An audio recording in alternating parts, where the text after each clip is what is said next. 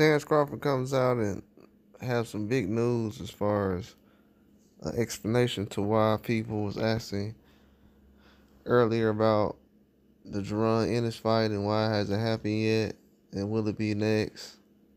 And his response was, they're doing the right thing by calling me out. I definitely get it, but I had to work so hard to get the big fights I got. They ain't done half of what I did to get to me.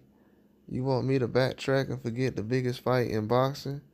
Me and Canelo to fight Boots or Virgil? What am I gaining from that?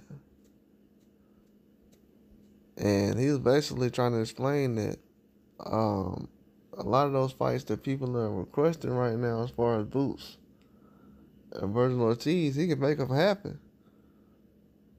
But he won't get any more credit than what he got from the Earl Spence fight. Considering that most people felt like Earl Spence was the best fighter in that weight class. And now they're kind of switching and saying, nah, well, we want to see Boots instead of a rematch with Earl Spence. We feel like Boots is better than Earl Spence now. So he almost at the point now where he feels like maybe they'll change their mind again.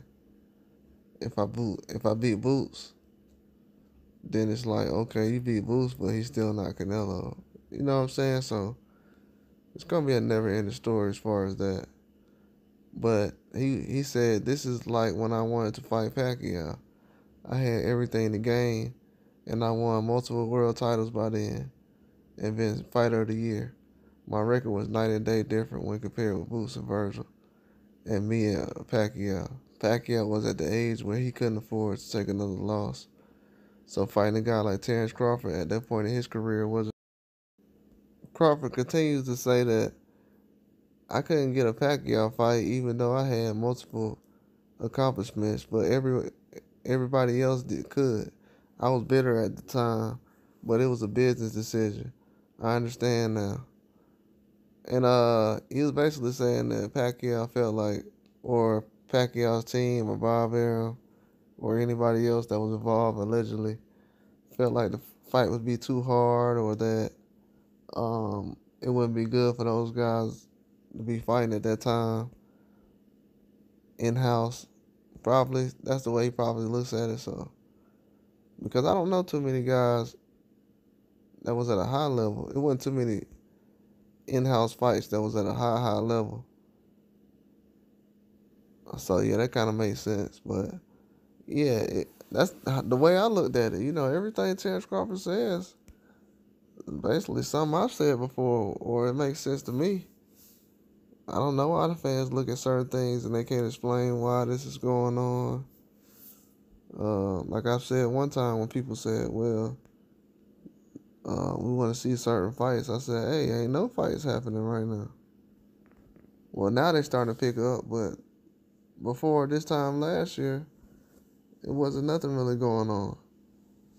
So we're kind of leaning on 2 or 3 people to kind of get things going and take the tough fights right now. And it's like, if I got plans to do this over here and we're trying to do this, and they're making fights on the fly too. A lot of these fights haven't been talked about for years. I talked about Boots and Terence Crawford like 6-7 years ago. Probably long like that. Because when Boots was just about to turn pro, or before that, before he turned pro, I was like, oh, okay, who is this? This guy pretty mean. But he wasn't as big as he is now. He was skinny.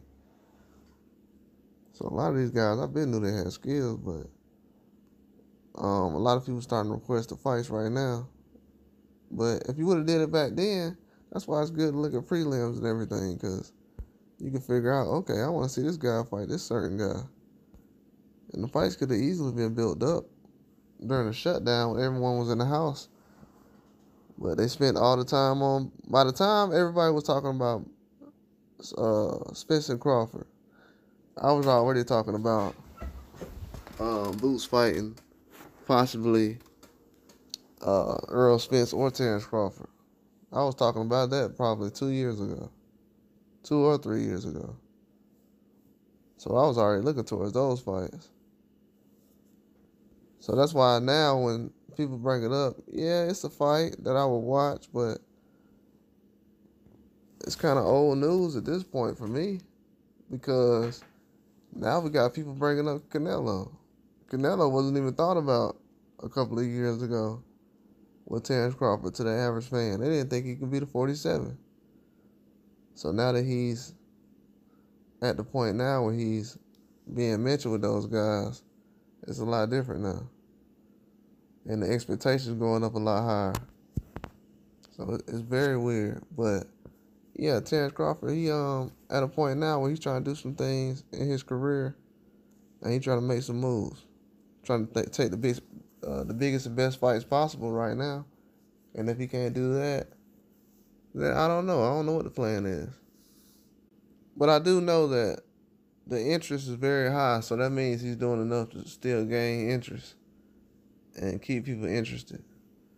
It might not be the exact person that you want to see him fight, but it'll turn out to be a big fight eventually. I know Canelo is still entertaining him, so could happen.